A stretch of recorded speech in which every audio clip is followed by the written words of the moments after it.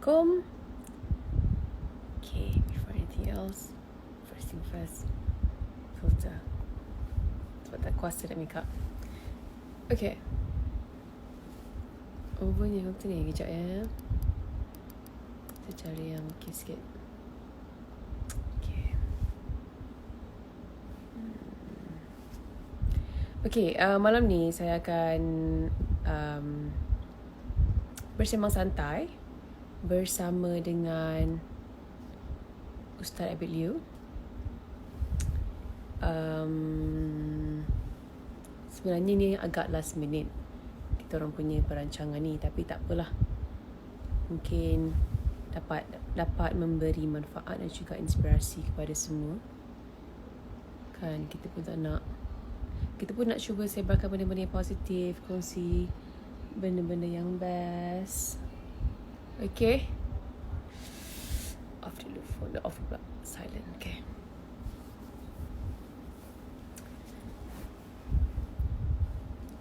Lighting sangat teruk dekat sini, but it's okay. Kita akan cari Ustaz sekejap.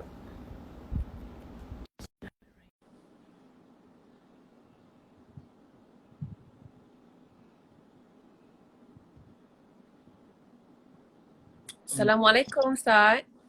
Waalaikumsalam warahmatullahi wabarakatuh. Sihat Nilofa? Sihat. Filter saya hilang sekejap ya. Okay. Okay. Ustaz ni first time ke Ustaz live? First time. Tak reti live kat Instagram ni. Orang Ya ke? kampung. Okay, Oh, senang ni Terima kasih sudi live bersama saya buat pertama kalinya. Ya, Alhamdulillah.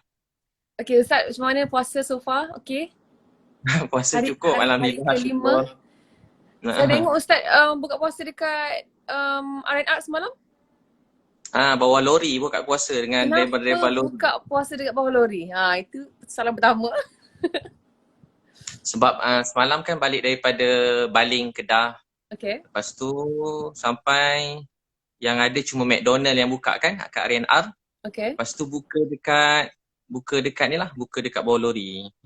Sebab driver lori tu dia tengah masak air, tengah saya join je tumpang. Oh, diorang tengah masak. Ustaz datang join. Happy lah diorang semua. Buka dengan diorang. Happy lah diorang semua. Ustaz dah muncul tiba-tiba join diorang buka puasa, rezeki diorang. Yelah. Nilofa datang lagi diorang seronok agaknya. Okay Ustaz. First of all, kita just recap balik our viewers ni. Selepas ada sedikit isu hari tu, Ustaz sekarang kembali membantu seperti biasa, betul tak? Ya, Alhamdulillah. So dari teruskan. Daripada hari tu adalah sikit-sikit ujian kan, tapi rasa sangat bahagia, seronok sebab akhirnya apa yang kita buat ni kita seronok. Contoh yang bila pergi ada beberapa tempat sampai-sampai nak masuk dalam tu tak boleh, kereta saya tak lepas, naik kereta Hilux kawan sampai kat dalam tu tengok ada, tak sangka kan ada orang tinggal dalam kemah kecil. Lepas tu bukan kemah kecil, macam pondok, macam kemah pun ada anak-anak kecil. Saya terus teringat anak-anak saya kat rumah, baik-baik, anak tu comel-comel, cantik.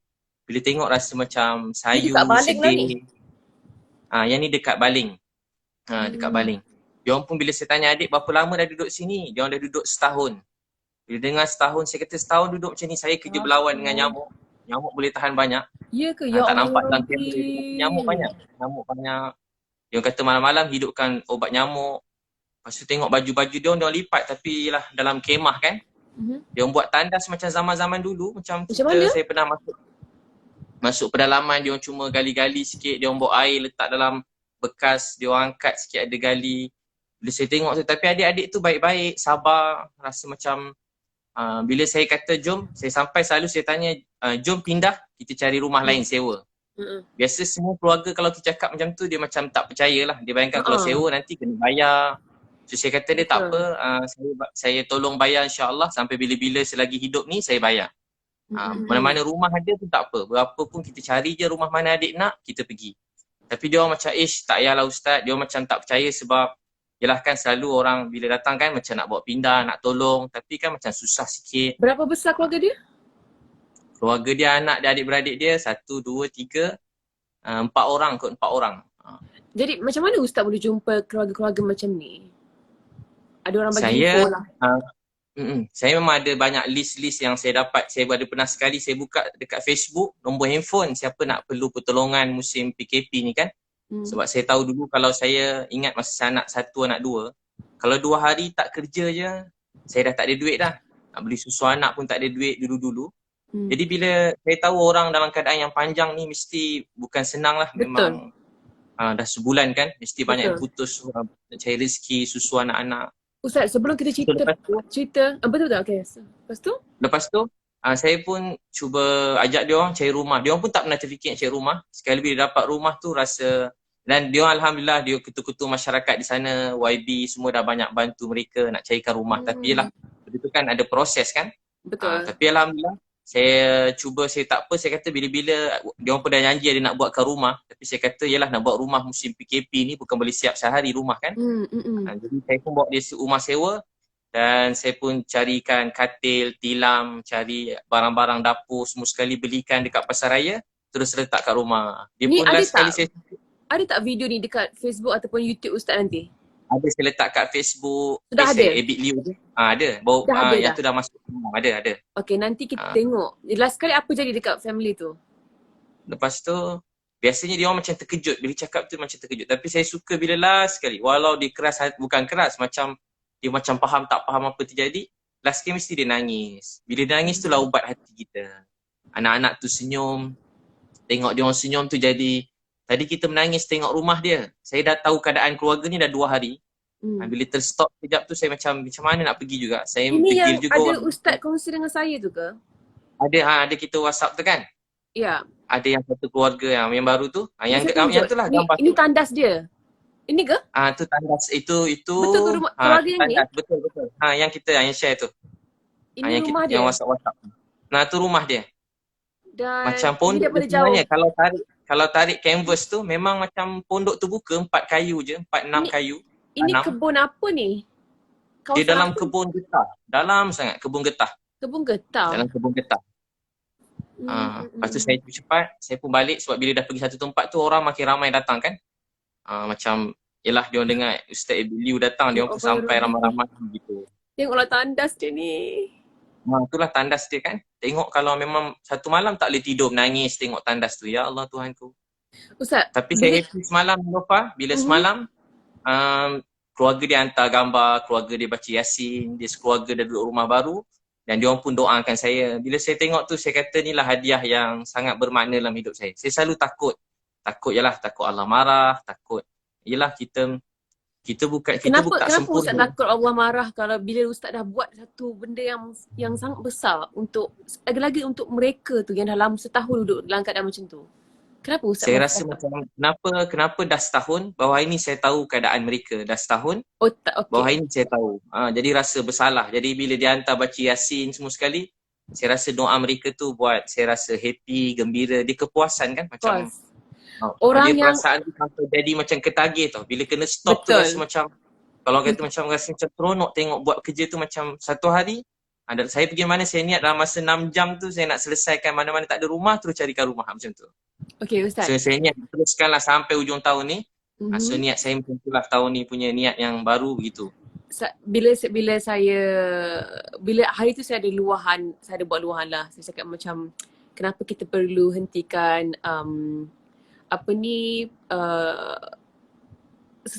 orang yang sanggup beri bantuan dalam semua bentuk, dari segi wang, tenaga, waktu dan semuanya. Macam saya cakap ke Ustaz, saya sendiri kalau saya nak bantu mungkin most of the time saya boleh bantu hanya sekadar menghulurkan wang ringgit, tapi saya mungkin tak ada time, saya mungkin tak ada tenaga nak turun padang, nak pergi ke Baling, Kedah, nak pergi ke mana-mana tu, nak cari rumah dalam kebun getah. Saya tak ada, mungkin saya tak ada tenaga kudrat tu ataupun saya tak ada masa. That's why saya cakap macam insan seperti Ustaz ni mungkin 1 dalam sejuta, walau sekaya mana pun orang tersebut. Jadi that's why saya cakap kalau one day saya minta Ustaz doakan saya supaya saya juga ada boleh mampu buat seperti mana Ustaz buat. Maksudnya dan Ustaz dah buat benda ni daripada dah lama dah. Kalau mereka tu yang dapat rumah semalam tu hanya di dunia ni bacakan Yasin dan juga berdoa, dekat akhirat tu tak tahu dah apa istana yang Ustaz, yang Allah dah binakan untuk Ustaz.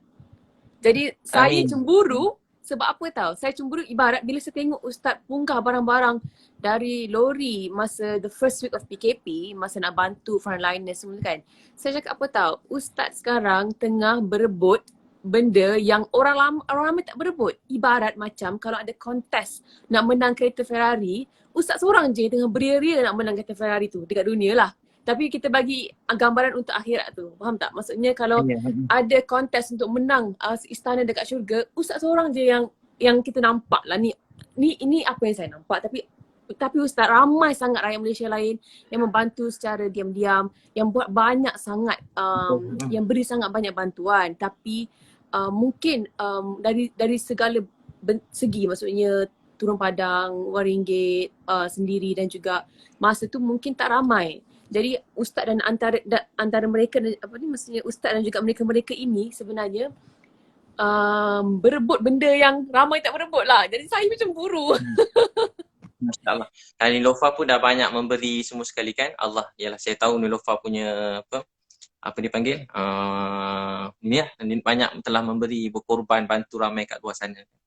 Kita sama-sama sebenarnya, ramai yang buat, saya tumpang-tumpang je. Ustaz, tapi saya rasa macam ramai tak yang menghulurkan bantuan melalui saluran ustaz ni? ya Alhamdulillah, mula-mula saya memang infak. Niat asalnya saya niat, saya sebenarnya pada dulu buat kerja macam ni lah. Memang daripada saya kecil, memang inilah minat saya. Pada 12 tahun. Tapi dulu tumpang orang lain, duit orang lain. Masa tu orang-orang kaya gimana-mana, saya beri tenaga saya lah. Saya memang pada 12 tahun, Sabtu Ahad je saya masuk kampung asli ke pedalaman-pedalaman, memang kerja macam membantu, berkhidmat, berkasih sayang sampai berdakwah sikit-sikit. Saya selalu bahagian tukang buat tandas masuk pedalaman. Alamak. Saya tukang bahagian masak-masak, angkat-angkat barang, beg-beg pakcik-pakcik, ustaz-ustaz tu daripada 12 tahun. Sabtu Ahad je atau cuti sekolah November, Disember je saya pergi khidmat macam NGO ke masyarakat tu lah. Tak pernah ada kat rumah. Sampai kadang mak saya pun macam sedih lah, jarang ada kat rumah. Sampai saya kat universiti macam tu juga. Setiap kali cuti SEM je, saya akan pergi pedalaman-pedalaman. Tapi bila saat Allah beri rezeki saya lebih sikit, saya rasa macam happy. Sebab saya dapat guna duit saya sendiri. Macam happy tau. Setiap kali keluar tu memang macam keluar kali ni, dalam poket tu dah keluarkan duit cash banyak-banyak kan. Nak seronok macam ulur pakcik-pakcik, makcik. Dulu duit RM1, RM2 kan. Sekarang mungkin duit RM50, RM100. Dapat ulur tu macam rasa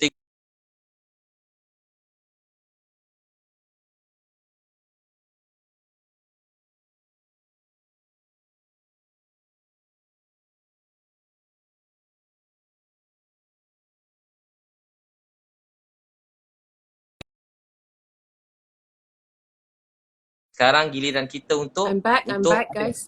Ustaz, okay. Ada. saya nak pilih balik filter saya. Mak saya kata dulu kita susah, ada orang sayang kita. Sekarang giliran kita untuk sayang orang lain. Dulu nak beli spek mata mak, tak ada duit. Lama tunggu nak ada duit. Sampai besar jugalah nak spek mata mak pecah. Mak tak pernah pakai mask, teringin nak pakaikan, nak belikan mak mask. Tapi tak ada duit. Pergi kedai makan, keluar balik. Saya ingat sampai sekarang, saya niat satu hari nak tolong mak saya. Tapi hari rezeki saya lebih, hari tu mak saya dah terbaring kat katil hospital. Dah tak sedar. Saya pun rasa sedih, rasa macam terjatuh kat bawah bila mak meninggal, tepi katil ICU.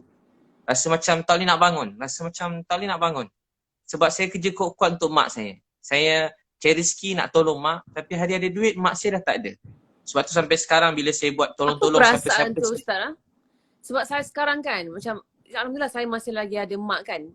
Tapi of course, cita-cita saya tu nak bagi banyak kepada mak saya, kepada ayah saya, kepada nenek saya kan. Banyak benda saya nak bagi.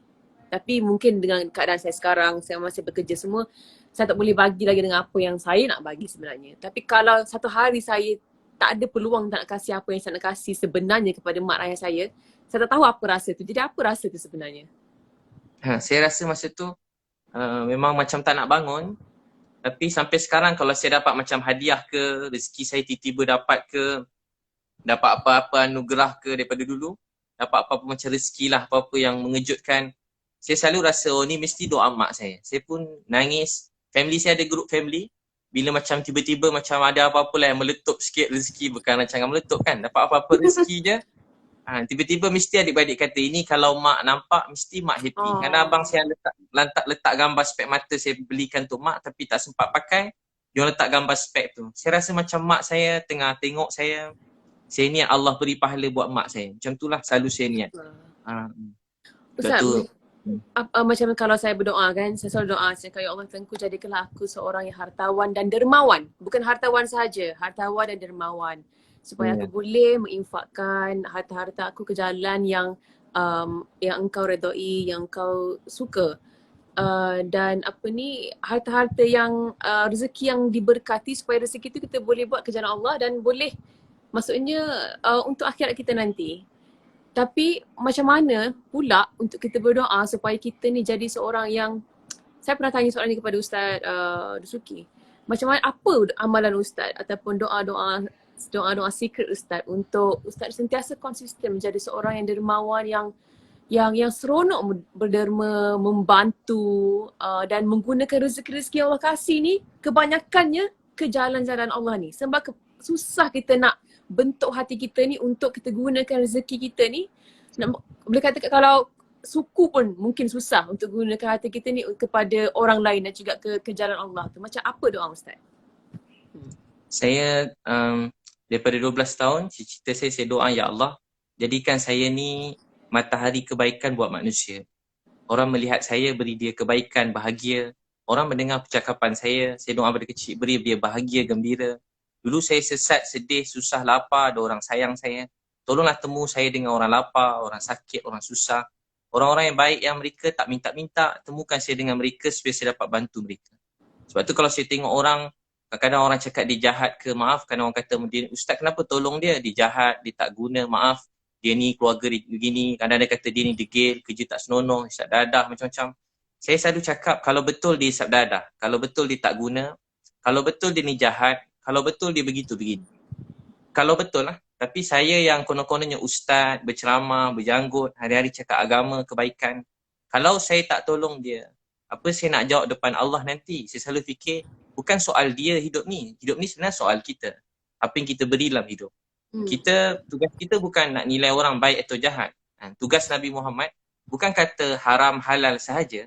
Tapi tugas Nabi bawa manusia tu daripada kesesatan kepada jalan petunjuk, daripada lalai kepada bahagia. Sebab tu dalam hadis kata satu orang tidur kenyang, jiran dia lapar. Nanti Allah tanya dia di akhirat.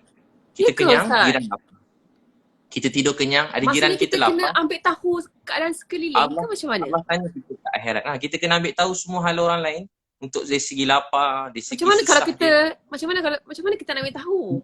Kalau kita contoh kalau ada orang lapar, dia kata dengan kita, dia lalu kat kita, Nilofa saya lapar, contoh adik-adik tu. Nilofa pun ulur duit kat dia. Tapi ada orang kata, jangan bagi duit kat dia sebab dia mungkin tipu. Kalau dia minta duit untuk benda-benda yang entah apa-apa, kita tak tahu bayar hutang ke apa, kita tak bagi boleh. Tapi kalau dia kata dia lapar, kita tak bagi, kita berdosa. Bab-bab lain mungkin tak semua benda kita boleh tolong semua orang kan. Kita pun tak macam-macam orang hari ni. Tapi kalau dia kata lapar, kita paling kurang kalau tak percaya dia, kita panggil. Mari sini adik, mari kakak belanja, makan.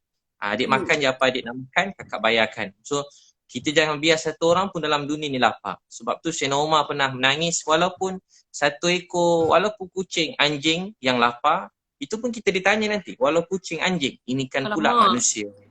Ini kan pula manusia, nampak dia kita nak bayar. Walaupun maaf kucing purap lah, kucing badan dah terbakar, buruk kita tengok pembeli. Tapi saya takut kucing. Apa lagi kalau anjing? Saya takut juga. Saya seram-seram juga tengok kucing tapi bagi-bagi larilah kan. Okay. Bagi. Suruh membantu bagi. Nampak je kucing datang dekat, suruh membantu bawa lari kucing tu bagi makan.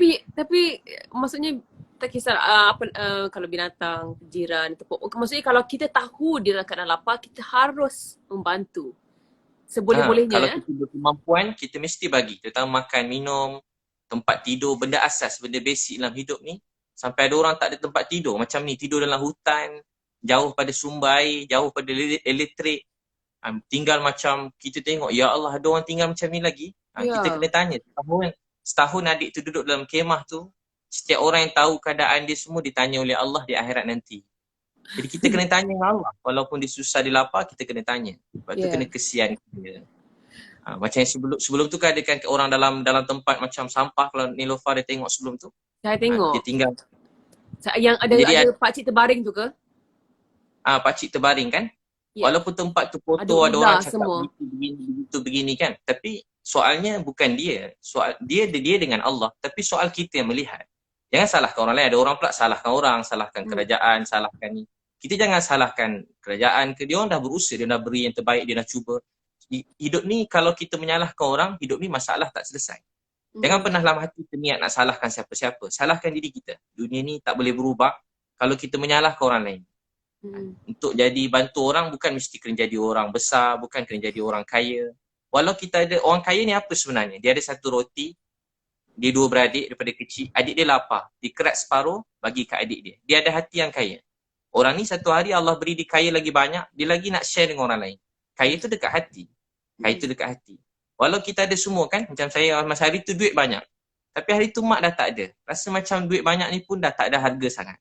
Jadi apa yang buat duit tu ada harga? Bila kita boleh bantu mak kita bantu ayah kita bantu adik kita boleh bantu jiran, boleh bagi budak-budak tepi jalan makan, miskin. Bila kita menangis tengok orang susah, tu orang yang ada hati perasaan. Tapi Allah beritahu apa? Ada orang penipu dalam agama. Ara'aital ladzi yukadzibu bid-din, fadzalikal ladzi yad'ul yatim.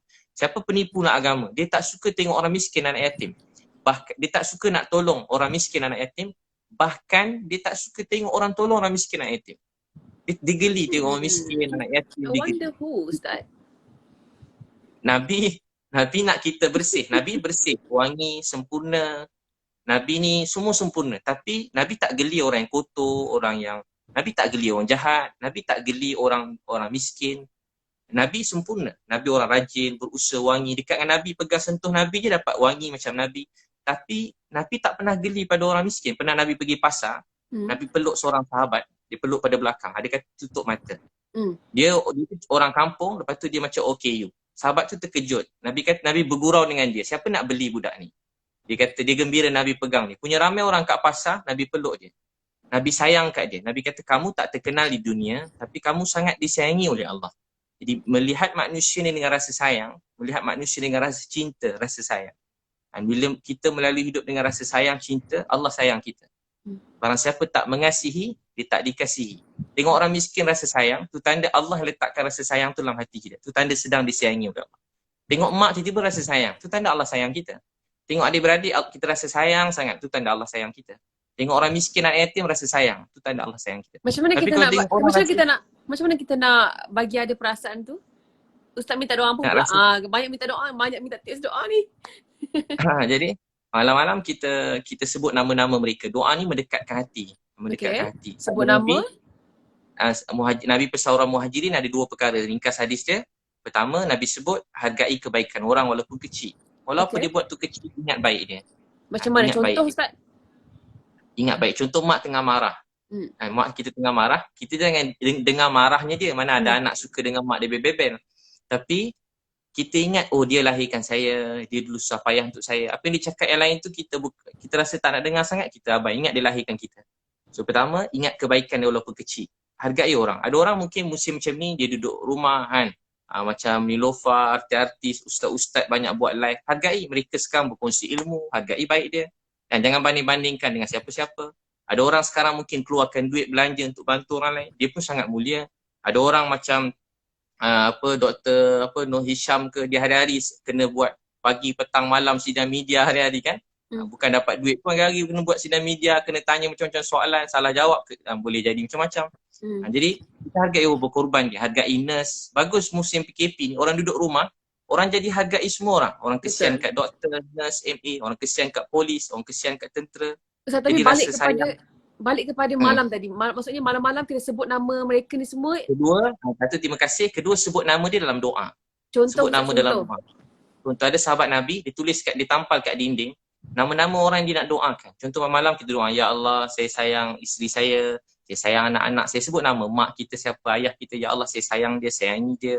Ya Allah tadi saya jumpa satu keluarga miskin, kesian, ya Allah saya sayang kat dia. Anak dia kecil-kecil, ya Allah rahmatilah dia. Ya Allah adik saya, dia ada anak. Sebut nama satu-satu. Aiman, Umairah, Afikah. Sebut nama satu. Boleh ingat muka dia. Sebut doakan orang lain. Bila kita doakan orang, hati kita jadi dekat. Rasa sayang. Jadi bila kita doakan mereka, sebut nama, hargai, dan Allah akan campakkan rasa sayang dalam hati. rasa sayang dia kepada kita dan kita kepada dia. Rasa sayang ikhlas. Contoh daripada kecil kan, daripada kecil contoh. Saya kalau tengok TV, ustaz saya ajar tengok pemain bola, walaupun luar negara. Doa, ya Allah dia baik, dia main bola, kita terhibur tengok dia main bola. Ya Allah mudahkan hidup dia, beri dia kebaikan, beri dia hidayah. Saya pada kecil contoh, tak kecil jugalah. Tengok Siti Nurhaliza contoh dulu kan. Dia tengok kat TV, doa ya Allah dia baik, mudahkan hidup dia, beri dia hidayah. Setiap kali tengok orang, doakan kebaikan. Tengok Nilofa ke kan, dekat meletup, ya Allah sayangi dia, kasih dia, mudahkan hidup dia, berkati hidup dia. Tadi dah kat meletup ustaz. Tak meletup dah. Sekarang banyak program lain mencurah-curah rezeki.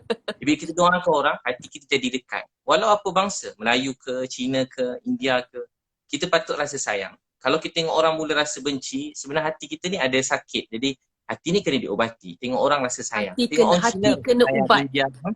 Hati kena ubati. Maksudnya salah satu cara untuk ubati hati adalah dengan mendoakan mereka-mereka, orang terdekat, orang yang kita kenal, orang yang kita jumpa malam-malam sebelum tidur. Dan apa lagi cara kita mengubati hati kita ni ustaz? Kita kena banyak khidmat, buat kerja-kerja yang macam orang, tolong orang. Dulu ada Imam Ghazali, dia khidmat dekat Masjidil Haram, Masjid Nabawi. Dia basuh tandas senyap-senyap je, tak ada orang pun kenal dia. Malam-malam basuh tandas, cuci hati kan. Walaupun cuci tandas sebenarnya cuci hati. Kerja-kerja yang kecil-kecil ni boleh cuci hati. Cuci pinggan, kena rajin bulan Ramadan ni. Kena, walaupun benda kecil-kecil, dia buang ego kita, selipar kita angkat sendiri. Kan bila kita dah, bukan kadang rezeki dah muncul curah ni, kadang kita kerja yang kecil-kecil ni kita tak nak buat. Tapi kerja kecil-kecil ni dia buat kita bersih hati. Pinggan basuh sendiri, baju kan kadang basuh sendiri. Dia buat cuci hati kita sendiri. Kalau tak kita jadi macam kadang Swiss kat sebelah je, panggil anak dekat jauh-jauh, nak hidupkan Swiss kat sebelah je. Contohnya, dia selalu memberi, so akan datang rahmat yang mencurah-curah. Zaman Nabi pernah sekali berlaku dia dapat hadiah macam kepala kambing, tak tahu makan macam mana kepala kambing, sedaplah agaknya.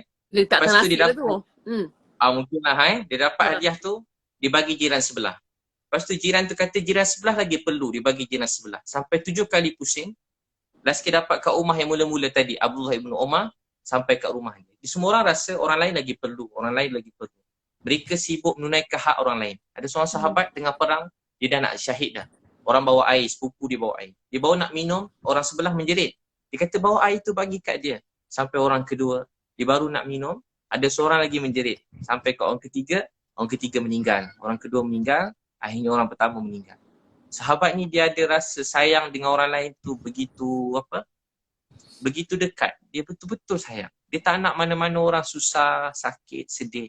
Dia ada perasaan kekeluargaan. Perasaan ni yang sekarang mulai hilang. Dan semenjak COVID-19 ni, perasaan ni mula datang. Saya sendiri pun makin kuat perasaan tu. Sebab mula-mula terjadi kan, banyak menimpa orang yang saya kenal juga yang kena COVID-19 ni. Banyak ustaz-ustaz saya dulu-dulu kecil-kecil. Ada yang terkena, ada yang kat luar negara. Kawan-kawan saya walaupun dia macam-macam, ada yang kat ICU. Lepas tu saya dengar ada doktor-doktor jururawat yang kawan-kawan saya juga yang saya kenal, mereka ditimpa COVID-19 ni, positif COVID-19. Ramai lepas seorang-seorang. Saya jadi semenjak malam pertama kedua tu saya rasa sedih sangat. Saya selalu cakap kat orang, di sebalik ujian ni ada rahmat. Di sebalik ujian ada rahmat. Saya selalu beritahu ke orang, saudaraku dekat kertas saya bagi hadiah, saudaraku bersabarlah, di sebalik ujian ada rahmat. Tapi sampai waktu tu saya tak terfikir apa rahmat sebalik yang terjadi. Semua tengah macam, kita rasa dunia ni berubah. Tak boleh nak keluar, ada duit pun tak boleh buat apa. Duit tengah banyak juga. Jadi rahmatnya adalah peluang untuk membantu orang. Sekarang baru saya tahu, saya nampak rahmatnya rupanya waktu ni dapat tolong dapat cari orang susah, makin orang duduk rumah kan. Betul, jadi Ustaz. Rasa ni rahmat ni. Jadi saya rasa seronok lah buat kerja-kerja saya ada share dekat dalam grup Telegram saya. Saya kata ini mungkin cara saya lah, cara saya memberi balik lah, cara saya cari saham akhirat. Saya akan favouritekan akaun-akaun charity ni. Contohnya macam Mapim ke ataupun Ustaz Rusuki punya Matan Center ke atau saluran-saluran lain yang infak Ramadan itu dan ini. Saya akan favouritekan banyak-banyak. Yang mana saya suka, yang mana saya selalu check, yang mana saya percaya.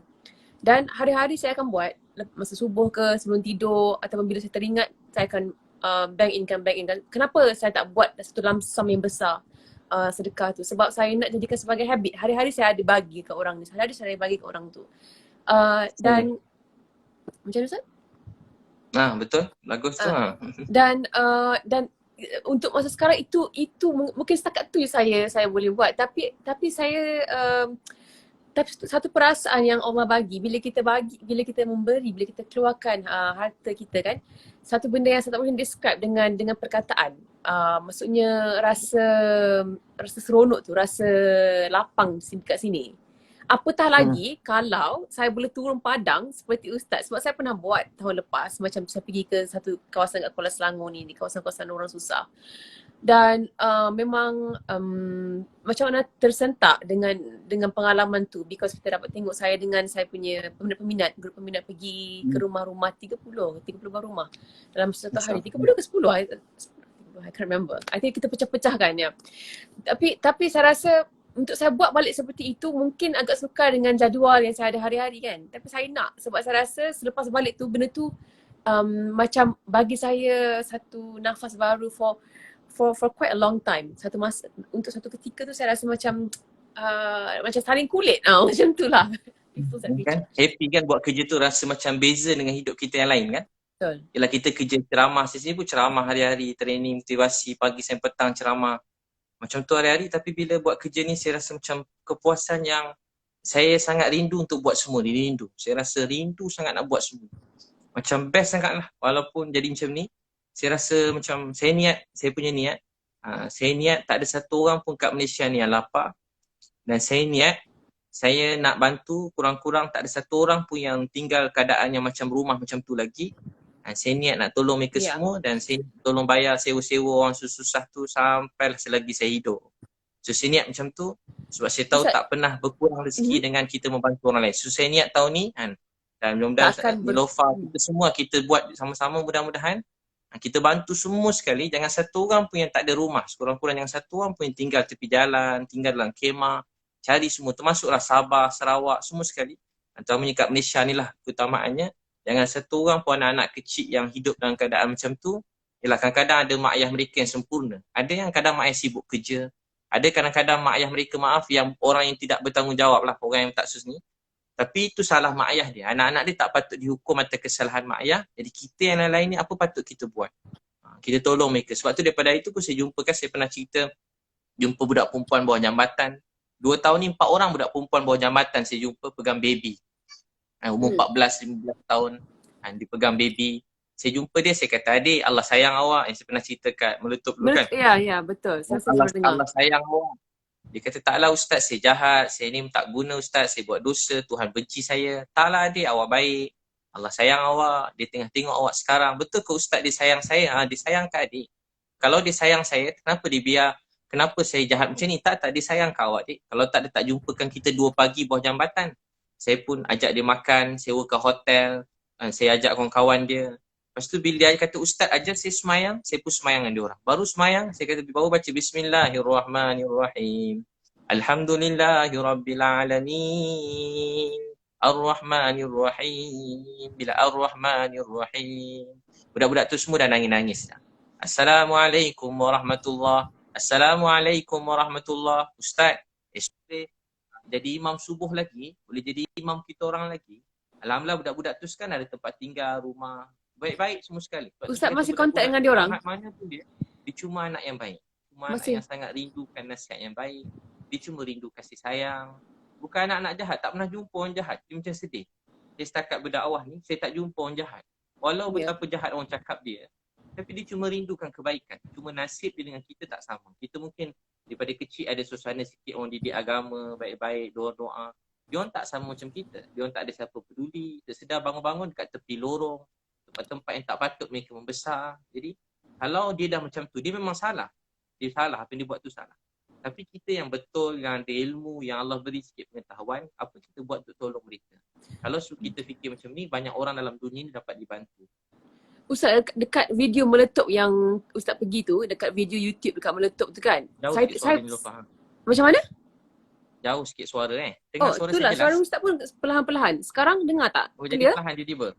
Saya rasa Ustaz punya something. Saya punya handphone kan? Sekarang dah okey? Okey dah. Okey, sekarang dah okey. Dengar. dekat YouTube yang meletup tu kan, saya baca komen, saya tengok banyak sangat komen, bukan satu bukan dua, more than that, yang mereka Aha. cakap, Ustaz saya bukan Islam tapi saya suka tengok Ustaz. Ustaz saya sebenarnya beragama sekian-sekian tapi saya apa tu sejuk hati saya bila saya dengar Ustaz bercakap ataupun bercerita. Jadi kan macam kita tengok kat sini, bukan senang kita yang beragama Islam ni untuk menarik perhatian ataupun untuk melembutkan hati mereka yang bukan Islam untuk menyukai kita ataupun mendengar apa yang kita cakap. Macam tu. Jadi apa macam mana Ustaz buat sebenarnya? Adakah because Ustaz sendiri mungkin ada keluarga dan juga mereka yang Ustaz sayang yang bukan beragama Islam, jadi Ustaz dah biasa berdepan ataupun approach Ustaz tu dengan mereka ni dengan cara yang Ustaz buat. That's why Ustaz boleh tarik mereka ni semua. Ke macam mana, apa yang rahsia Ustaz Saya sebenarnya? memang daripada dulu tak kira dia Melayu ke, Cina ke, India ke, siapa saja. Saya memang betul-betul sayang kat dia. Saya sampai kalau pergi gereja ke, saya pergi kuil ke, jauh suara boleh dengar? Jauh sikit. Jauh Jauh, sikit kan? Saya jauh pun tak tahu nak buat sikit. macam mana. Ustaz, suara saya pun Saya perlahan ke? pergi kuil ke, pergi mana-mana tempat, saya rasa sayang pada mereka. Rasa sayang. Dan saya pun doa, ya Allah saya sayang dia, berilah dia hidayah, kebaikan. Saya doa begitu. Dalam keadaan yang sama saya hormat apa yang mereka percaya, tapi saya percaya apa yang saya percaya. Dan kalau mereka tanya saya kongsikan. Sebab tu sebelum daripada PKP itu, biasa memang ramai masuk Islam. 2 minggu ada 10 orang masuk Islam, 2 minggu ada 10 orang masuk Islam. Dan tak berhenti orang masuk Islam, tanya pasal Islam begitu. Macam Ramai. mana? Sebab nak menukar agama seseorang tu bukan senang. Tapi Ustaz buat dengan mudah and for dah lama. mungkin juga Ustaz. Mungkin dia orang rindu kasih sayang. Manusia ni kan cuma rindu kasih sayang. Dia tengok perkara yang baik-baik. Kadang hati rasa tak tenang, bahagia. Dia nak tahu apa tenang, apa bahagia. Sebab tu dakwah, dakwah ni dua. Satu bil lisan, satu bil hal, keadaan. Dakwah bil hal. Jadi Facebook, Instagram macam kita buat sekarang ni dakwah bil hal. Supaya manusia tengok dia rasa macam sayu, sedih. Dia rasa ingin dia rasa tenang. Dia tengok kita tu rasa tenang. Sebab kita buat perkara yang baik-baik, kita rindukan kebaikan. So begitu. Doakan Nilofa, kita bantu ramai-ramai orang kan. InsyaAllah, amin ya Rabbal Alamin. Ustaz, Dan tahun ni tak ada satu orang pun kat Malaysia ni yang lapar. Amin ya Rabbal Niat Alamin. dia dapat pahala dah. Walaupun belum dapat buat, mungkin tak tahu macam mana. Dengan Betul. satu orang pun tak ada tempat tidur, tak ada tempat tinggal. Dengan satu orang pun budak-budak tidur bawah jambatan lagi. Kita tolong mereka semua sebab ini tugas tanggungjawab kita semua dan kita kena doakan semua orang tanpa mengira bangsa, agama. Kita tolong semua manusia dalam dunia ni. Ustaz, macam minta maaf lah saya nak cakap ni. I just want to be realistic lah kan about this. Bila ada orang yang ingin ataupun orang-orang yang kurang apa saya cakap macam kurang happy atau kurang seronok bila tengok apa yang Ustaz buat. Macam mana Ustaz memaafkan dia? Macam saya sendiri kalau saya marah ataupun tidak menyukai seseorang, macam mana kita nak menukar hati kita ataupun nak bujuk hati kita ataupun nak tukar perspektif kita untuk kita tukar the judgement dan at least kita maafkan ataupun kalau tak maafkan pun kita tukar perasaan tu, cara kita berfikir tentang dia tu. Saya kalau paling sedih sekali Nilofa, kalau daripada dulu dalam berdakwah ni ada waktu macam sedih sangat. Sampai macam kita tak tahu nak cakap apa. Tak tahu nak cakap apa. Kalau cakap takut salah. Kalau cakap takut bergaduh. Kalau cakap takut boleh buat macam kita rasa kecewa tu tinggi kan. Sedih sangat. Jadi tahu tak apa saya buat daripada dulu Ustaz saya ajar. Kalau sedih sangat saya tak sabar tunggu waktu malam sikit Ustaz saya ajar. Tunggu malam sikit dah tak ada orang. Cari tempat tak ada orang seorang-seorang. Ambil wuduk sembahyang 2 rakaat. Lepas tu cuma nangis. Antara yang doa kalau bahasa dalam surah Yusuf. Ni doa Nabi Yaakob masa hilang Nabi Yusuf. Dia sedih sangat sampai mata dia hampir buta menangis. Sayyidina Umar Khattab pun pernah jadi imam. Dia sedih sangat jadi imam. Tak pakai mic. Tapi saf paling belakang dengar Sayyidina Umar menangis baca doa ni. Apa doa tu? Dia selalu baca innama ashku basti wa huzni ilallah. Innama ashku basti wa huzni ilallah. Apa dia kata? Innama ashku basti wa huzni ilallah. Maksud dia, kalau baca maksud dia pun tak apa. Ya Allah, aku mengadu sedih susah aku pada engkau. Dalam kata Melayunya, ya Allah saya sedih. Ya Allah saya susah. Saya tak tahu nak buat apa. Ya Allah saya sedih, saya susah. Tolonglah saya. Saya sedih ya Allah. Saya tak tahu nak buat apa ya Allah. Saya serah pada Engkau, saya tak tahu ya Allah. Saya ulang-ulang cakap tu, ya Allah saya sedih, saya tak tahu, tolong. Ya Allah saya sedih ya Allah. Saya mengadu sedih saya pada Adakah Engkau. bila Ustaz doa macam tu kan, adakah Allah akan tukar hati Ustaz terhadap orang yang Ustaz rasa marah? Kita rasa lega sebab dapat nangis ke Allah. Tu nangis kuat-kuat. Kalau saya bantai je nangis kuat-kuat. Tengok tak ada orang kiri kanan, takut orang tuduh gila pula kan. Nangis kuat-kuat. Saya cakap ya Allah sedih. Sampai teresak-esak. Sampai puas menangis tu ke Allah. Ya Allah sedih. Lain tak Ya Allah rasa lepas tolong tu ya Allah Ustaz? sedih. Lepas kita nangis tu, yang kita tidur. Lepas tu kita bangun-bangun, kita dah rasa lega, reda. Antara doa Nabi Muhammad SAW yang paling banyak Nabi doa juga, ya Allah, mereka tak faham, tak tahu, beri mereka hidayah. Ya Allah, mereka tak faham, tak tahu, beri mereka hidayah. Kan pernah orang Taif baling batu kat Nabi kan, dekat berapa belas kilometer berdarah-darah. Malaikat semua dah marah dah nak terbalikkan orang Taif. Tapi apa Nabi kata? Ya Allah, aku mengadu yang betapa lemah dan daifnya aku pada Engkau. Ya Allah, aku yang kurang. Baik tak Nabi? Orang lain buat jahatkan Nabi, Nabi kata, ya Allah, saya yang tak pandai buat dakwah. Saya yang kurang. Antara doa Nabi, ya Allah, kalau mereka tak dapat hidayah, berilah hidayah pada anak cucu mereka. Ya Allah, kalau mereka tak dapat hidayah, berilah hidayah pada anak cucu mereka. Itu doa Nabi. Nabi cuma nak manusia ni bahagia. Nabi cuma nak semua manusia ni masuk syurga. Nabi tak gembira tengok orang susah. Hati kita sakit, tapi kita doakan yang baik-baik. Kadang kita sedih kan, orang cakap kita. Kadang ada orang ugut kita.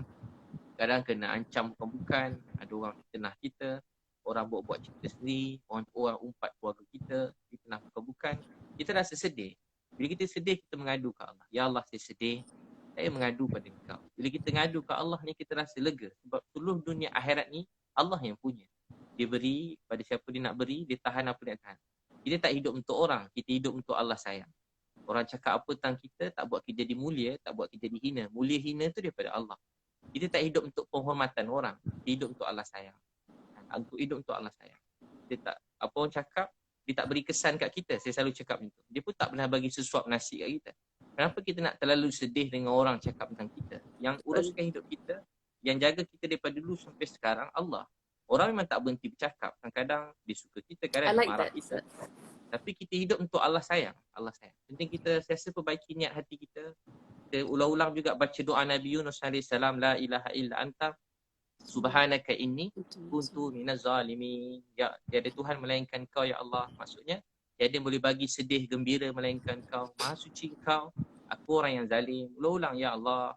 Saya tak peduli apa orang cakap tentang saya cuma nak Kau sayang saya. Nabi kan bila kembali batu kat Taif, antara doa Nabi tahu apa dia? Ya Allah, pada siapa Kau letakkan aku? Orang Taif ni baling batu kat aku, buat jahat kat aku. Orang Mekah pula nak bunuh aku. Pada siapa Kau letakkan aku ya Allah? Pada siapa? Aku tak peduli. Pada siapa Kau letakkan aku? Serahkan aku ni pada siapa? Orang Taif baling batu dekat aku. Orang Mekah pula buat jahat kat aku. Tapi Nabi kata apa? Ya Allah, aku cuma takutkan kemurkaan Kau. Janganlah marah pada aku. Aku tak kisah apa orang cakap kat aku. Yang aku cuma takutkan kemurkaan Kau. Yang apa aku nakkan hanyalah keredaan Kau. Ya Allah, aku hanya inginkan keredaan Kau. Nabi kata, ya Allah, aku hanya inginkan keredaan Kau. Jadi kita selalu cakap, ya Allah, aku hanya ingin Kau reda pada aku. Jadi bila kita niat macam tu, kita akan sedih. Tapi kena cakap. Kita cakap tu untuk hati kita sendiri. Macam ni saya cakap ni, macam kuat sangat kan? Tak kuat juga. Tapi sebenarnya tengah cakap untuk hati sendiri. Cakap untuk hati kita, hidup untuk orang, hidup untuk Allah sayang. Seluruh dunia berkumpul nak hina kita. Allah kata mulia, tetap mulia. Satu dunia muliakan kita, Allah hina kita, tetap hina. Hina mulia itu hanya daripada Allah. Ustaz, selepas isu hari tu kan, tiba-tiba satu Malaysia tahu apa yang Ustaz ada, perniagaan Ustaz banyak mana, apa kisah silah Ustaz daripada susah sampai senang.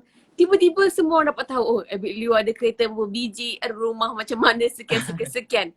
Jadi sebab sebelum ni Ustaz tolong-tolong orang kat sana sini dakwah, apa ada rancangan TV and what not, orang tak tahu apa yang Ustaz dah berusaha ataupun ada sebenarnya. Jadi Allah mungkin buka mata ramai orang, okey sebenarnya hamba aku yang ini ni, yang kau kata-kata ni, yang kau tak tahu ini, ada, aku dah berikan rezeki sekian. Jadi mungkin Ustaz boleh ambil peluang ni, kita tengah live ni, cerita sikit kisah Ustaz yang daripada susah sangat dahulu sehingga sekarang, dan macam mana Ustaz boleh apa ni, how do I say, macam bagi semangat dan juga bagi inspirasi kat kita semua, saya dan juga mereka yang menonton ni untuk menjadi orang yang hartawan dan dermawan. Daripada kecil bila saya masih tingkatan 1, pernah ada 7 orang kawan saya masuk Islam. Bila kawan saya masuk Islam, dia perlu memang kerja berdakwah je semangat kan.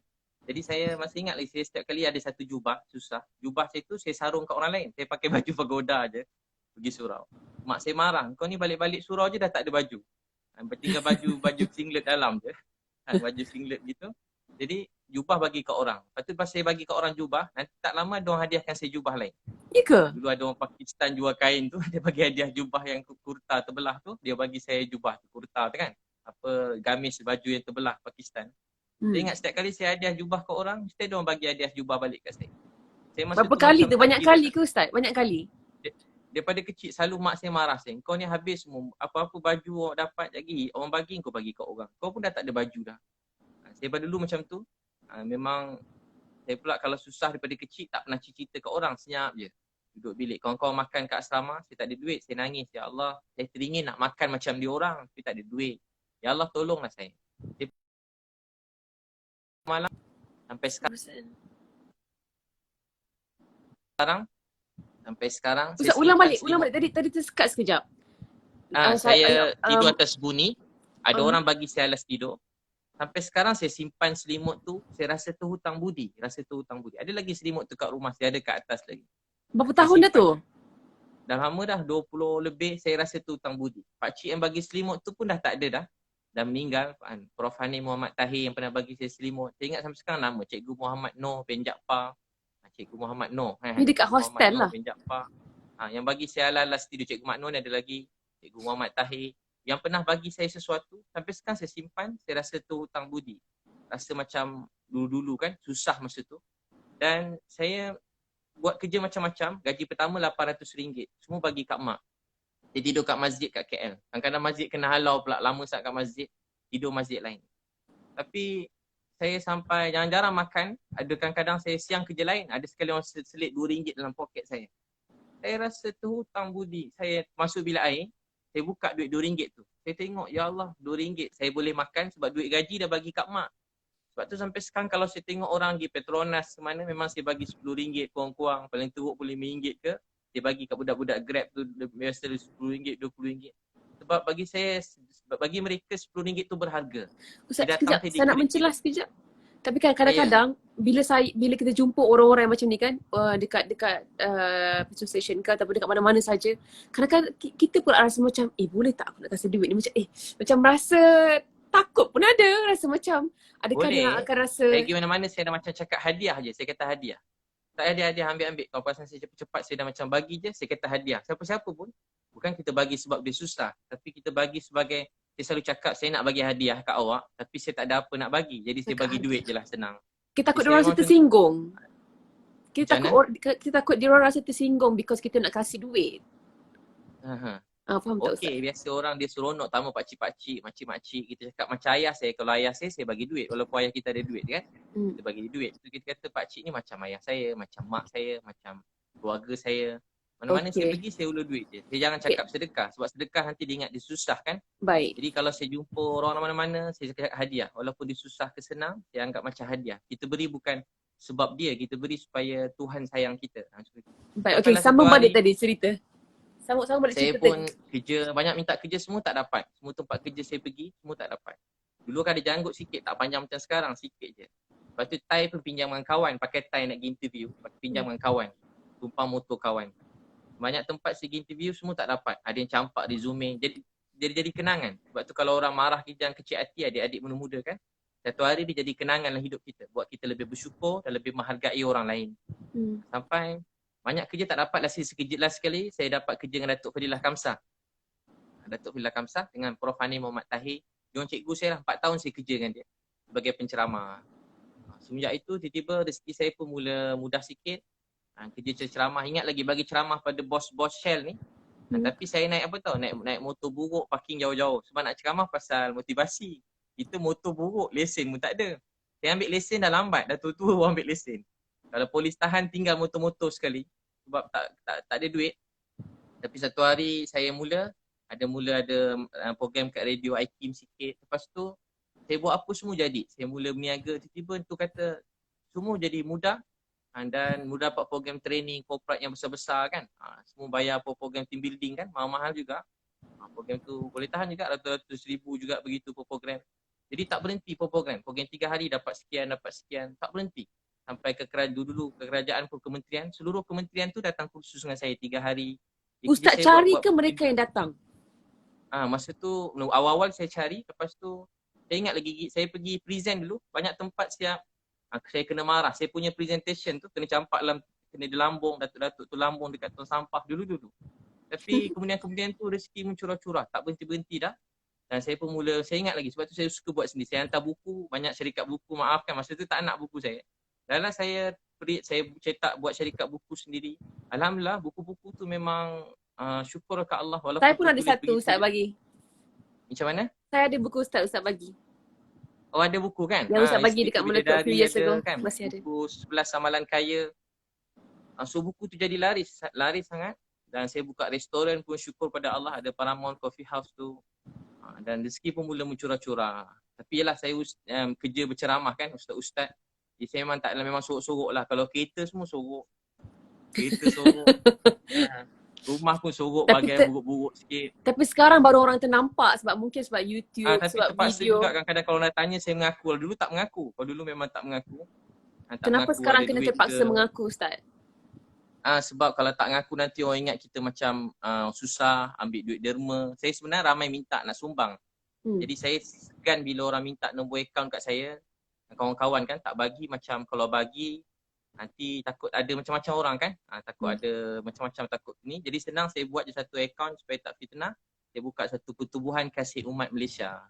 Jadi akaun tu memang asing, ada orang lain, ada audit dia semua, bukan saya yang keluarkan duit lah, tapi saya tahulah keadaan akaun tu semua.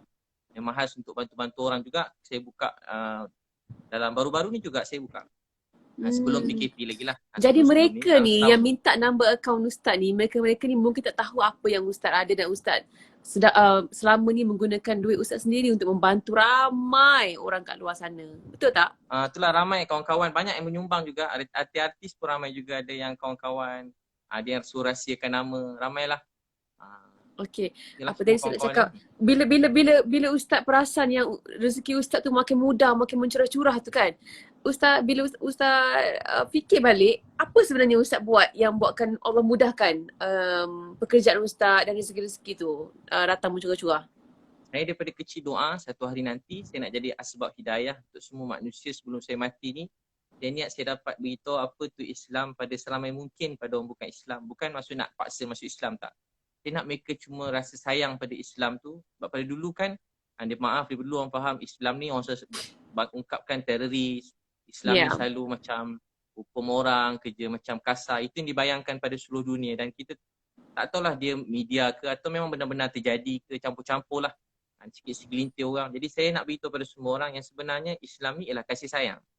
Islam ni nak semua manusia bahagia. Tanpa mengira agama bangsa. Islam nak semua orang gembira, bahagia dan menjadi rahmat kebaikan buat semua orang. Walau pada orang jahat, maaf. Walau pada pelacur, maaf. Walau pada orang yang orang kata tak guna, penagih dadah. Dia boleh ubah semua orang. Dan saya setakat ni kalau jumpa siapa-siapa, ramai yang berubah. Yang ikut saya tolong sekarang, syukur ke Allah. Ada yang ramai abang-abang yang dia tak pernah semayang. Yang ramai bantu-bantu dah makin ramai ni. Ada yang tak pernah, walaupun dah umur, maafkan. Walaupun orang hebat-hebat dah. Orang kaya-kaya juga hebat-hebat. Tapi dia dah lama tak semayang, dah lama tak puasa. Tahun ni kali pertama semayang, kali pertama puasa. Alhamdulillah. Saya tak paksa pun, dia ikut tiba dia rasa dapat, ramai begitu. Jadi macam rasa terharu, rasa bahagia.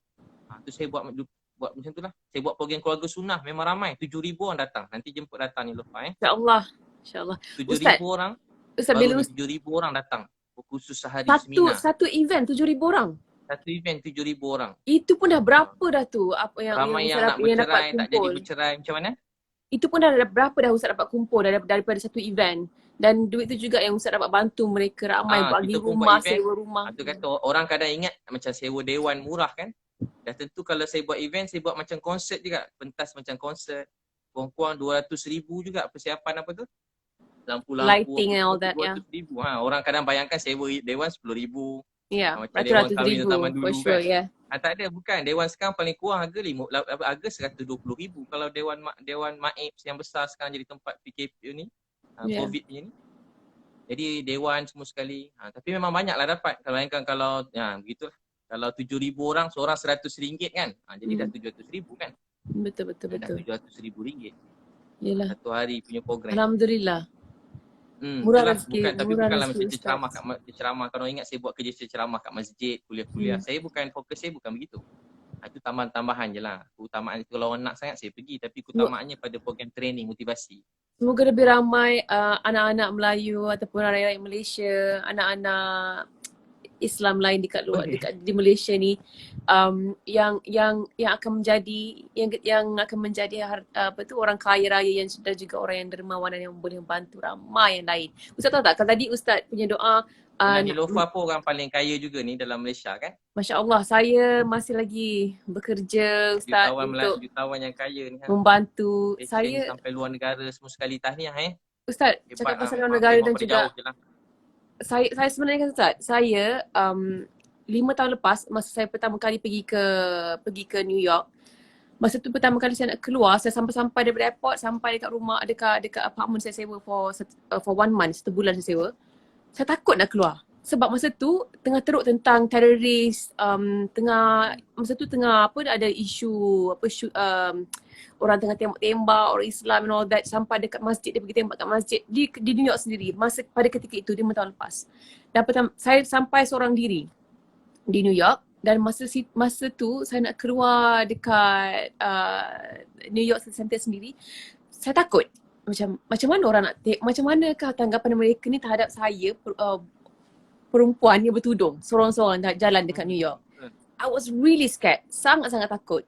Memang berdebar lah Ustaz, tapi saya kuat dengan hati saya, cakap you know what, Allah akan jaga aku. Tapi kalau betul lah aku kena attack ke kenapa ke, dan kita redha lah. Dan saya kuatkan hati saya jalan, tapi surprisingly pada hari yang sama saya ramai orang kat sana kan, they're very open minded. Ramai ni orang yang bukan Islam, orang yang berkulit hitam, orang Mat Salleh yang tegur saya yang macam, oh you look so beautiful, yang tegur, and then dia orang pandang tudung tu bukan sebagai simbol macam nak cakap, macam mungkin satu fashion ke ataupun berlainan dengan mereka yang lain ke. Jadi itu juga merupakan salah satu inspirasi ataupun the moment saya tersentak di mana saya cakap, you know what, bila saya pakai tudung, bila dekat Malaysia, bila saya pertama kali pakai tudung, saya ingat lagi ada beberapa brand yang di sini yang tak nak bagi saya pinjam baju. Dia kata kami tak represent mereka yang bertudung. Maksudnya orang yang pakai tudung tak boleh pakai baju-baju saya, macam itulah ibaratnya. Jadi disebabkan tu saya menggunakan pentas fashion ini untuk berjihad ataupun berdakwah. Saya cakap aku nak meletakkan orang Islam yang menutup aurat, yang pakai tudung di pentas antarabangsa. So aku nak pergi ke event-event yang di mana semua orang yang tak bertudung, aku ada kat situ bertudung. Aku nak muncul di majalah-majalah yang tak pernah keluar orang pakai tudung. Aku nak jadi orang pakai tudung. Sebab aku nak tunjuk yang orang Islam mampu juga berada setaraf dengan mereka yang bukan Islam. Ada banyak orang Islam yang dah muncul dan dah pergi ke tempat tu, tapi mungkin mereka tak bertudung. Tapi ni merupakan simbol orang Islam perempuan kan, untuk orang wanita. Jadi saya memilih cara inilah sebenarnya, tapi saya tak pernah bercerita ni secara terang-terang kepada ramai orang, sebab saya tak nak cerita kongsi selagi saya tak capai apa yang saya nak. Tapi memang kita tengah bercerita pasal ini, saya nak Ustaz doakan saya supaya. Tapi tahniah Nilofa, tahniah. Sebab memang hadis Nabi SAW kan, bang siapa bekerja kuat untuk bantu orang miskin, anak yatim, dia sedang berjihad. Saya selalu tanya kat anak-anak, siapa nak berjaya? Semua angkat tangan. Siapa nak kaya? Kalau tanya sekolah, semua dah tak nak angkat tangan. Siapa nak jadi terkenal? Semua tak angkat tangan. Macam berdosa kalau terkenal. Siapa nak jadi hebat? Semua dah tak nak. Sebenarnya saya selalu beritahu kat ceramah-ceramah anak muda. Penting jadi kaya. Penting jadi terkenal. Penting jadi paling maju. Kalau boleh paling terkenal dalam dunia. Paling kaya dalam dunia. Paling jadi pemimpin yang paling hebat dalam dunia.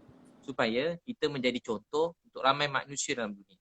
Tapi bukan maksud kita hina orang lain. Nasib orang beza-beza. Tapi kalau ada kemampuan rezeki Allah, jadi yang paling terkenal, jadi yang paling kaya. Bukan nak bawa orang kepada kita. Kita nak bawa orang kepada Tuhan, dan kita nak orang kenal Islam ni apa dia, dan kita nak semua manusia bahagia. Tak semua orang diberi rezeki macam Nilofa jadi terkenal. Betul. Rezeki, Saya nak orang contoh kenal model Islam melalui saya. Betul. Jadi memang penting gunakan semua apa yang termasuklah media semua ni untuk manusia dekat dengan Allah SWT. Masa hidup kita ni suntuk singkat, tapi apa sahaja yang kita ada, kita kerahkan gunakan untuk kebaikan. Jadi Nilofa sedang berjihad. Berjihad. Bukan senang nak pergi luar negara, nak bertudung kan. Bukan senang. Bukan orang senang. Memang nampak hati cantik, kita nampak takut, best. seram macam-macam ada pandangan orang kan. Betul. Saya bawa isteri kalau jalan-jalan, bukan kata masuk jadi apa, masuk itulah apa-apa yang Nilofa buat ni, hebat-hebat ni. Baru berjalan dekat mana-mana luar negara, bawa isteri pun saya dah, orang kan pergi ke airport kan, saya pakai ni kan, Burdah pula. Memang mana-mana kadang dia orang bebel-bebel, kita faham pula dia bebel-bebel kadang, mana-mana negara lah tak sebut. Dia tengok pun dia macam rimas jugalah kan. Ustaz, saya pernah kena banyak kali. Begini, jadi orang hebat, tahniah, supaya orang tengok, oh Islam ni, dia orang bukan benci sebab dia salah faham tentang Islam. Jadi siapa nak bagi dia orang faham? Kita. Rupa orang bertudung, ubah pandangan mereka. Orang yang tutup aurat, bertudung, pakaian yang baik, rupanya boleh menjadi contoh buat semua manusia dalam dunia. Betul. Saya selalu cakap, diorang kata tak penting terkenal. Saya tanya adik-adik suka siapa contoh kan? Adik-adik suka orang, contoh anak-anak kita kan, anak yang muda-muda kan, semua nak jadi macam orang Korea contohnya. Jadi tak salah kan, tak salah. Tapi sebab apa dia orang suka? Sebab dia nampak Korea tu terkenal. Jadi sebab tu kita orang Islam kena jadi terkenal supaya jadi contoh yang baik. Besok kita dah makin tua, anak-anak kita dia nak ikut siapa? Oh, dia ikut Nilofa pakai tudung contohnya. Muslimah yang baik pakai tudung terkenal. Jadi dia ada contoh yang baik. Dia ikut Nilofa, dia ikut Siti Nurhaliza, dia ikut siapa-siapa yang maksudnya semualah artis yang baik-baik menjadi contoh yang baik. Jadi, Nabi SAW bersabda, barang siapa mulakan satu kebaikan, diikuti oleh orang ramai, sampai kiamat dapat pahala pada orang yang mulakan. Jadi kalau Nilofa mula jadi pakai tudung dan orang ramai orang-orang yang memang dunia ni bukan dunia bertudung, bukan salah dia, suasana dia. Tapi dia tengok Nilofa, oh rupanya nak cantik, nak terkenal, nak jadi orang hebat, dengan bertudung pun boleh. Jadi salah satu ruang buka. Bukan maksud yang tak bertudung, mereka semua orang baik. Cuma kita semua orang ada kebaikan masing-masing, kita doakan semua orang baik-baik. Cuma kita nak, apa kita dapat buat, kita syukur. Jadi kita doakan semua orang jadi contoh yang baik, dan dalam keadaan sama kita hormat agama orang lain, kita hormat pandangan orang lain begitu. Ustaz, saya tak pasti kalau live ni akan tertutup dengan sendiri, akan off selepas 1 jam. Boleh tolong komen tak? Adakah akan terputus selepas 1 jam live ni? Sebab kita dah sampai 1 jam sebenarnya. Mungkin kita yang terakhir Ustaz mungkin ada pun yang nak tidur awal, nak bangun tahajud kan. Jadi satu benda lagi saya cakap. Saya tak selalu tengok Ustaz selalu puji isteri Ustaz. Dengan tak malunya Ustaz macam bidadari saya bersemua secara terang-terangan. Dan saya selalu bercakap tentang cara Ustaz melayan ataupun memuji, buatkan isteri Ustaz rasa istimewa ni dengan saya punya family ataupun adik-beradik saya. Dan lepas tu tadi timbul lagi sekali tentang isu ni. Bukan isu lah, macam perbualan ini kan. Jadi saya cakap macam ni lah sebenarnya yang kita patut, orang lelaki Islam sepatutnya buat. Kalau perbezaan orang yang ada pegangan agama, orang lelaki yang ada pegangan agama, dia akan tahu bezakan macam mana nak appreciate kasih sayang untuk isteri tu. Jadi apa mungkin nasihat Ustaz kepada kemuncak agama ini ialah takwa. Kemuncak takwa akhlak, kemuncak akhlak berbuat baik terhadap isteri. Nak tahu seseorang tu baik atau tak, bagaimana dia bercakap dengan isteri dia, bagaimana dia melayan isteri dia, bagaimana dia berbuat baik terhadap isteri dia. Itulah Islam. Ustaz saya dulu cakap, walau kita kat luar mungkin orang panggil kita ustaz, mulia. Saya cakap diri saya lah, saya selalu cakap tu untuk diri saya. Ceramah makin main. Tapi kalau macam mana saya cakap dengan isteri, kalau saya kasar, saya tak layan dengan baik, maknanya agama tu belum masuk dalam diri saya, dalam rumah tangga saya. Kemuncak agama seseorang bukan masa dia kat luar depan orang, dekat ceramah mana-mana. Bagaimana dia melayan keluarga dia. Kalau dia isteri, dengan keluarga, dengan anak-anak, dengan mak ayah, itulah Islam dalam diri kita. Sebab tu Nabi bersabda, yang terbaik di kalangan kamu, nak tahu orang tu baik ke tidak, bagaimana dia, orang yang paling baik ialah orang paling baik terhadap isteri. Aku, Nabi SAW, ialah orang paling baik terhadap isteri. Jadi, bagaimana kita melayan isteri, itulah Islam dalam diri kita. Jadi orang selalu nampak kalau jadi orang Islam ni kena kasar ke isteri, Ada orang buat isteri macam hamba. Ada yang kat luar baik. Masuk rumah dia sepak isteri, terbang bawah meja, terbang atas kat terbang. Habis mengamuk jadi kasar. Asal dengan isteri je jawab telefon dah jadi kasar. Jadi sebenarnya bagaimana kita bercakap dengan isteri itu Islam. Bagaimana kita cakap dengan mak ayah kita itu Islam. Bagaimana kita cakap dengan anak-anak itulah Islam. Islam, pahala. Satu ayah peluk anak. Nabi kata kamu sayang anak ni ya Rasulullah. Ya. Nabi bersabda kamu peluk anak, rahmat Allah mencurah-curah pada kamu. Jadi bila kita Bapa sayang peluk keluarga, anak mencurah-curah rahmat ke atas bapa rahmat tu. mencurah. Bila tengah sedih ada masalah hidup, sempit, peluk anak. Peluk isteri, peluk suami, peluk mak ayah. Jadi rahmat Allah mencurah-curah. Tapi kalau tengah marah, kita marah lagi anak. Ramai orang kat luar, hidup dia kelang kabut. Dia fikir kenapa kelang kabut? Oh, rupa-rupa dia tak ingat masa sebelum ke rumah. Tadi dia maki anak dia. Dia maki isteri dia. Isteri pun tak boleh jawab sebab isteri dia lemah. Tak boleh jawab. Sebab tu doa yang dilihat oleh Allah, doa orang yang lemah. Selalu lemah ni isteri kat rumah. Isteri kuat mana pun, tapi kalau suami dia marah, dia jadi lemah juga. Termenung, dia sakit kepala dia, jadi teruk. Jadi, orang-orang yang macam ni nampak tak ada kuasa. Isteri, anak-anak kan macam tak ada kuasa nampak selalu dalam ni. Tapi orang macam ni kalau mereka berdoa sesuatu untuk suami, untuk keluarga, rezeki tu berkat. Sebab tu saya selalu sebut, orang yang sayang isteri dia, hormat isteri dia, jaga kepercayaan isteri dia urus dengan baik, nanti Allah beri rezeki dia mencurah-curah. Sebab tu kalau suami nak sesuatu, isteri dia nak, jadi cepat dapat. Tapi kalau suami dia nak, isteri dia tak nak, biasa lambat sikit dapat. Jadi sebab apa? Sebab satu hati dalam keluarga. Sebab tu keluarga ni ialah kemuncak agama dalam diri kita. Bagaimana kita melayan keluarga, itulah Islam. Sebab tu waktu ni rezeki Allah, kita dapat banyak masa bersama keluarga kan. Jadi sebab tu jangan kena tunjuk contoh yang baik. Saya memang saja, kalau orang tanya ustaz nak tunjuk, memang saya saja tunjuk. Sebab saya dengar Nabi bersabda, siapa jadi contoh yang baik sampai kiamat dapat pahala. Jadi saya memang saja tunjuk perkara yang baik-baik supaya orang tahu, oh tak salah rupanya kalau suami yang masak. Tak salah kalau suami tu sapu rumah. Tak jadi hina pun kalau kita pergi buang sampah. Takkan jadi hina kan kalau kita puji isteri kita. Tak jadi. Kerana orang anggap benda tu macam tak baik, tak patut. Sebenarnya itu agama dalam diri kita. Jadi mungkin kita sebab buat supaya Allah sayang kita. Sebab mungkin Ustaz pemahaman ramai lelaki Melayu lelaki Malaysia lah kan di sini kan isteri yang kena buat kerja-kerja rumah, suami keluar kerja. Jadi bila balik tu kebanyakan kerja tu di isteri yang tanggungjawab isteri macam tu. Kita punya pemahaman daripada kecil kat drama TV pun tunjuk benda sama. Mungkin atuk nenek ataupun mak ayah kita pun buat benda yang sama. Sebab itulah ramai salah faham. Oh ini bukan kerja aku, ini kerja isteri aku tak boleh buat kerja ni kerja perempuan. Jadi sebenarnya kena sebuah keluarga kan dia sibuk memberi kan. Saya cakap sebagai suami sibuk memberi. Isteri pun sibuk memberi. Dan hidup kita untuk redha Allah. Yang penting kita dapat bawa isteri alarang kahwin dia sampai syurga. Pegang tangan isteri sampai masuk syurga. Dunia ni tak lama kan. Banyak orang-orang yang besar-besar, kaya-kaya, hebat-hebat pun dah tak ada dalam dunia. Atuk nenek kita dah tak ada. Mak saya dah tak ada. Orang saya sayang. Sayang betul dekat saya. Saya pun sayang kat dia. Tapi dia dah tak ada. Satu hari semua mesti pergi tinggalkan dunia ni. Tak ada orang yang kekal dalam dunia. Jadi apa yang berharga dalam dunia ini ialah bilik kasih sayang, kebaikan, cakap lemah lembut, kita mendoakan kebaikan, bangun malam menangis pada Allah, saling hormat menghormati, rasa sayang pada semua orang. Bila kita buat begitu, Tuhan sayang kita. Kita sayang pada semua orang, terutama keluarga kita. Mulakan daripada rumah tangga, dengan jiran-jiran. Kita banyak mengalah, tak jadi hina kita memaafkan. Riwayat Bukhari, ada orang masuk syurga. Sifat dia apa? Memaafkan. Sifat dia apa? Memaafkan orang lain. Dia ingat dia tak ada amal lain, rupanya dia memaafkan orang. Itulah, terima kasih Nilofa. Allah terima. Kita doa sama-sama, mudah-mudahan Allah terima kita. Ya awal al-awwali. Baik. Terima kasih banyak-banyak Ustaz. Semua ilmu. Ya akhir al-akhirin.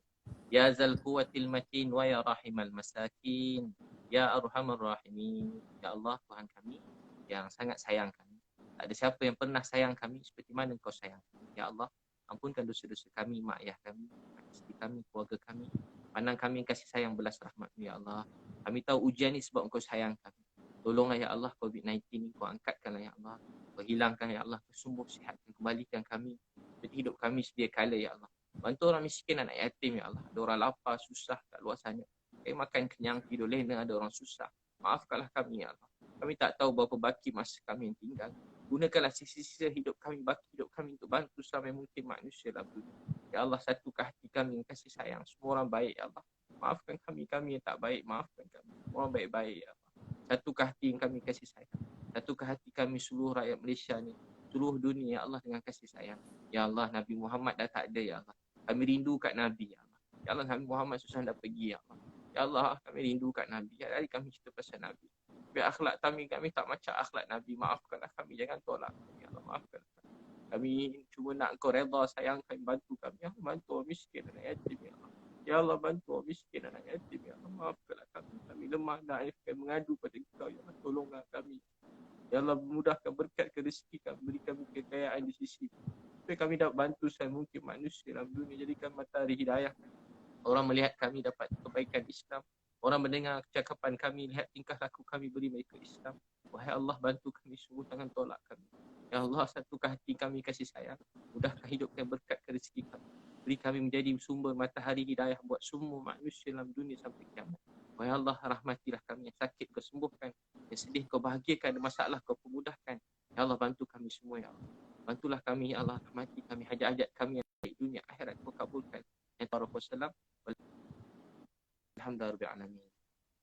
Itulah, mudah-mudahan ramai tengok 51,000, 60,000 Alhamdulillah. Orang nak tengok. Mudah-mudahan jadi asbab kebaikan untuk kita semua. Amin ya rabbal alamin. Terima kasih banyak Ustaz. Terima kasih banyak. Semoga live yang pertama Ustaz ni dapat memberi manfaat dan inspirasi kepada banyak orang, insya-Allah. Amin. Mudah-mudahan kan. Mudah-mudahan jadi asbab kebaikan hidayah. Terima kasih sekali lagi saya cakap. Bila video-video Ustaz yang membantu orang tu membuka mata hati saya dan juga mata saya untuk ada satu cita-cita baru. Cita-cita baru iaitu menjadi seorang yang dapat membantu seperti Ustaz. Mudah-mudahan kita sama-sama ni Lofa, pakat-pakat kawan-kawan yang lain, ustaz-ustaz yang lain, artis-artis yang lain, kita bantu seramai mungkin kan. Mana tahu kita orang biasa-biasa, tapi mudah-mudahan sebab doa-doa orang miskin, doa-doa anak yatim, doa orang susah-susah ni, anak-anak kecil yang terbiar.